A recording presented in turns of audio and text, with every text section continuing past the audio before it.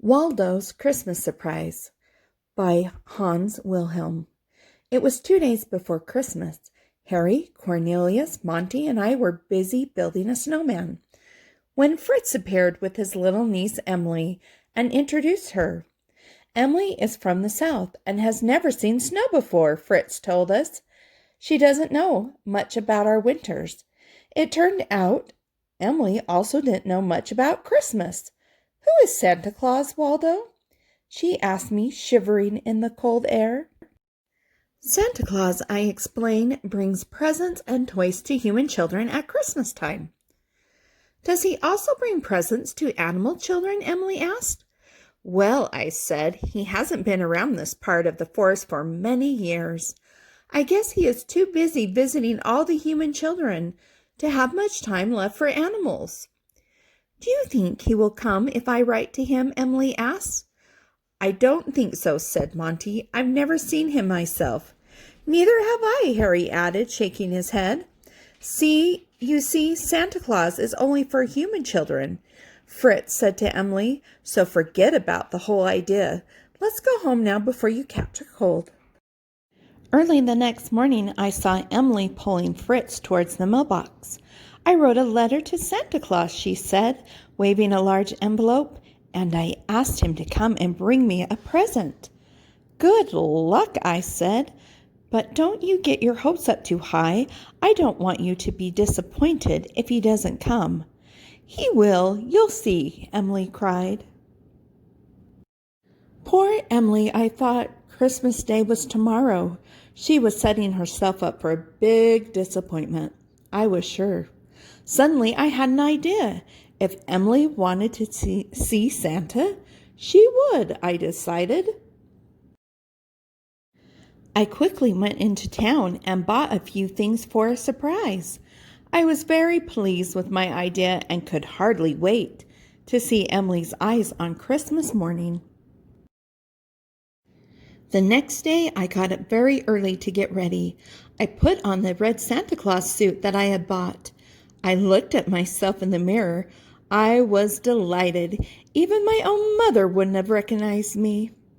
I put on my boots and tried out a few ho, ho, ho's. Then off I went, carrying a present for Emily. When I was near Fitz's house, I noticed many other tracks in the snow leading to his front door. I guess Fritz is having a big Christmas party. It's strange that I didn't get an invitation, I thought, but today is Christmas, and Santa is always welcome on a day like this. Then I knocked. I could hear little Emily's footsteps coming to the door. "Hello, Waldo," Emily cried as she opened the door. "I'm so happy you could come, too. We were expecting you. Please come in." "Expecting me? Waldo? How did she know it was me? Didn't I look like Santa Claus? I didn't even have time to try out any of my ho, ho, ho's, but followed her into the living room. There were Fritz, Monty, Cornelius, and Harry sitting on the sofa and having tea, and each one was dressed up as Santa Claus. "We didn't want Emily to be disappointed," Monty explained. I know, I said. "I thought of the same surprise. Merry Christmas to all of you." Soon Emily opened all her presents. There was a beautiful jacket from Fritz, a pair of warm winter pants from Monty, a woolen cap from Harry, and mittens from Cornelius. Then Emily opened my gift. "Oh, red boots, my favorite color," she said happily. "Let's all go outside and play in the snow. I won't be cold now," she added.